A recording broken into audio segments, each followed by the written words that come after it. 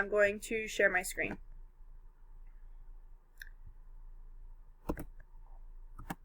Okay, can you guys see my screen? Not yet.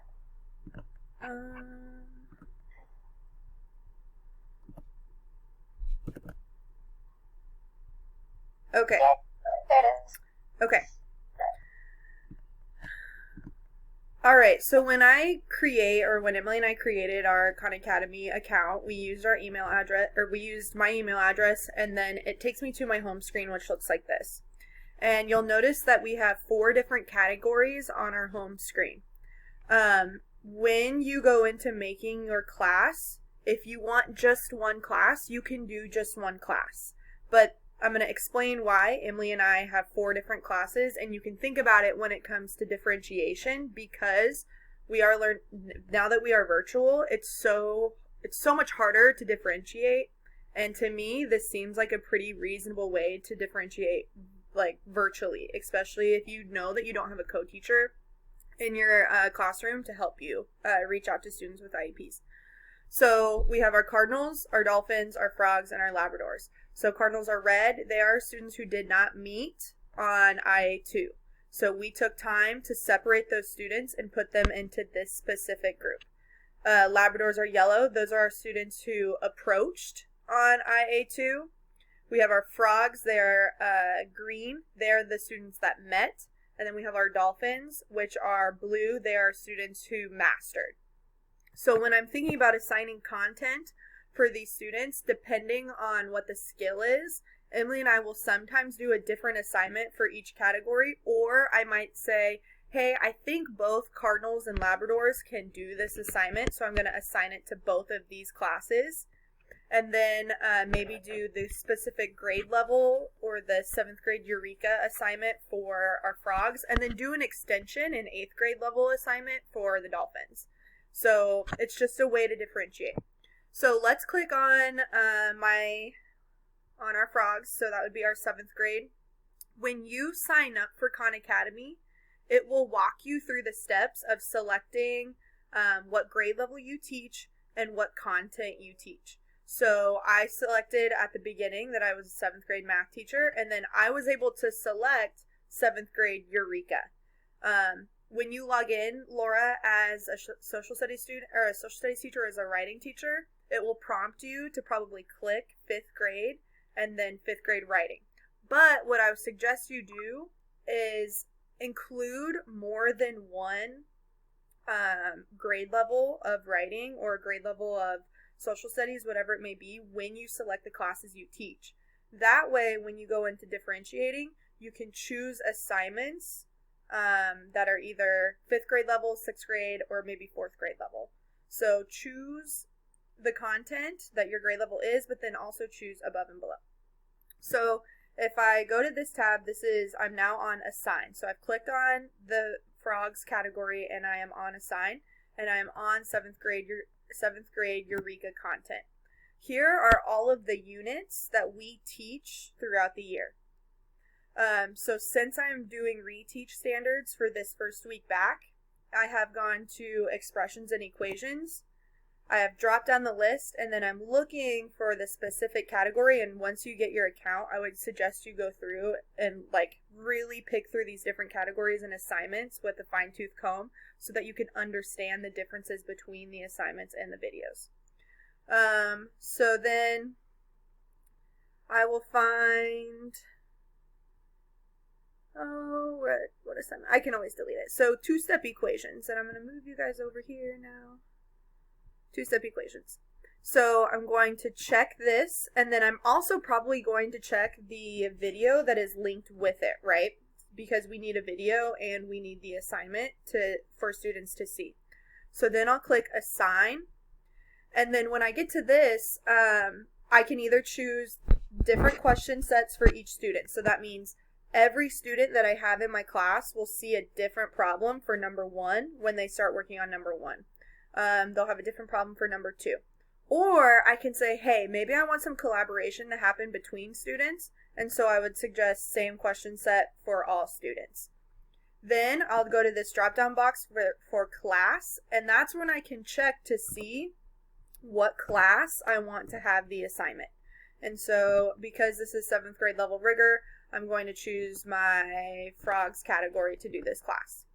Then I can go even further and say, okay, maybe I don't want this specific student to do this assignment, and I can uncheck their name and give them a different assignment if it's for some odd reason, right?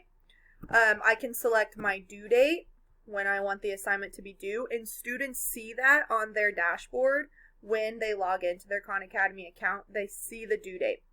If the assignment is past due and they want to go in and redo it or do the assignment, they can click on past on their dashboard and they'll see the assignment, and it will actually pop up red so that they know it was already due. And then you can put in the specific time. And then you would click assign. Now, when I'm thinking about how I want this to look on Google Classroom, because my students already have logins and because they already have their passwords, what I'm thinking for Google Classroom is something that looks like this. And let me pull it up for just a second.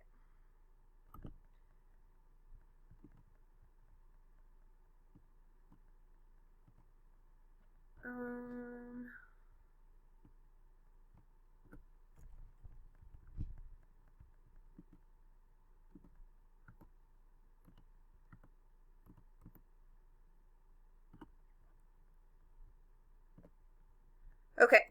Oops. So I'm thinking about using Google Classroom as just an announcement page. So I have created this announcement that's going to be posted at 8 a.m. on Monday morning. And I have linked a video that I have made with my computer and posted on YouTube that explains to them what they are supposed to be doing for the day. I'm not modeling anything in this YouTube video. It's just me explaining what is expected of them. So then I have the day that it's due. I have the standard. That way I can keep that clear in my mind. I have the different categories listed. So they will, 1, watch the video, and then 2, complete the assignment. I have the different class listed here. And now this is probably the most important part to explain to your students. The videos and exercises will appear on their home screen. Now, the videos, I think that it's best that they are taking notes on the video as they watch it. So I've written that step down. And then what Emily and I have found to be the most helpful for student learning is to have them write down all of the hints. So when students start an assignment, so if I go here, I can view what the assignment is going to look like based on their questions. And then I can go to student view. And then on the student view, it says watch a video or use a hint. And so students can click on get a hint. They can use a hint, and it gives them a step-by-step process of solving. So what Emily and I require is that they write down all of these hints. The hint actually gives them the answer. They can then type in the answer and move on to the next problem, but it won't be counted as correct. But when the student goes back and does the assignment for the second time, the student will have the step-by-step process and will have the correct answer so that they can put in the correct answer the second time they do the assignment. So if I can go back to my Google Classroom, I have made a note to tell students to write down all of those hints. Then if they need help, they can FaceTime or call Emily or I, but that's not until they've written down the hints for the assignment. Now, something else that Emily and I do that's kind of differentiation is we put a goal score on each assignment. So for the Cardinals, the Labradors, and the Frogs, because it's a 6th grade level assignment, I've said that their goal score needs to be a 50%. Students can redo the assignment as many times as they want until they get a 50%. This is something that's been a routine in our class, so they understand what I mean when I say that. And that might need to come with some more explanation from teachers who haven't used Khan Academy before. And then I've said that the Dolphins need to score a 75% on the 6th grade level assignment, and then they need to have a goal score of a 50% on the 7th grade rigor assignment. Students can redo the assignments as many times as they want, but what I have found is that sometimes students learn about the hints and then they type in the answer as quickly as possible, and then they score a 0%.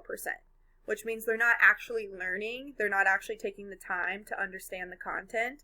And so that's why I assign a goal score, so that they do have to slow down, take their time, and get the score, take some time to learn independently.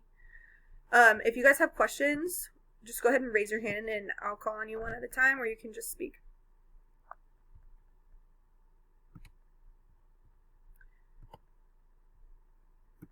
There is a way, I was playing around with this today.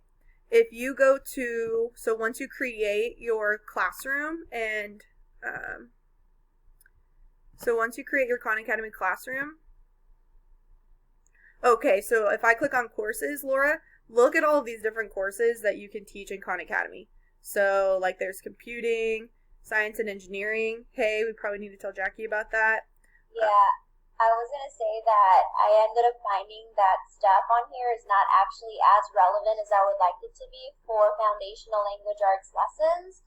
So I'm going to actually use no reading, but the interface, in addition to everything you just showed me, is actually very transferable to using no writing in that exact same way with the differentiation that you were just talking about, Yeah. and also using Google Classroom to use it as an announcement page for that. So that was actually really helpful anyway. Laura, I think no red ink is your best bet on anything that you're gonna do right now.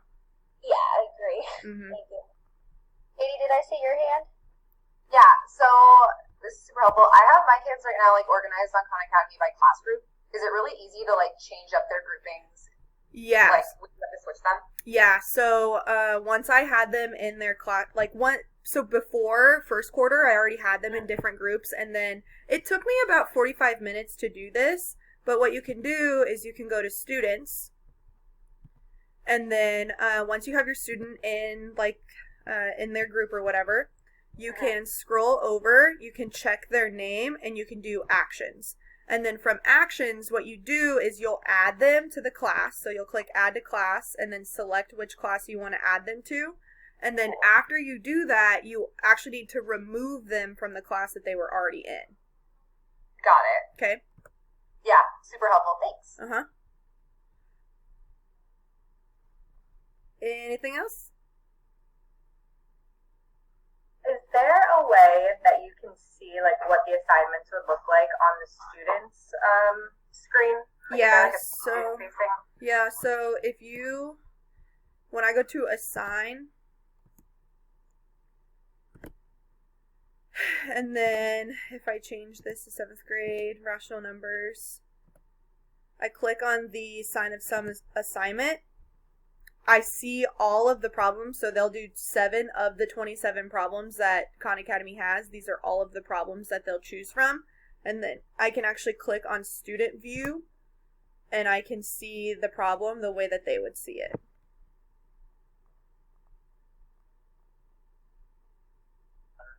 Cool, thank you. Mm-hmm.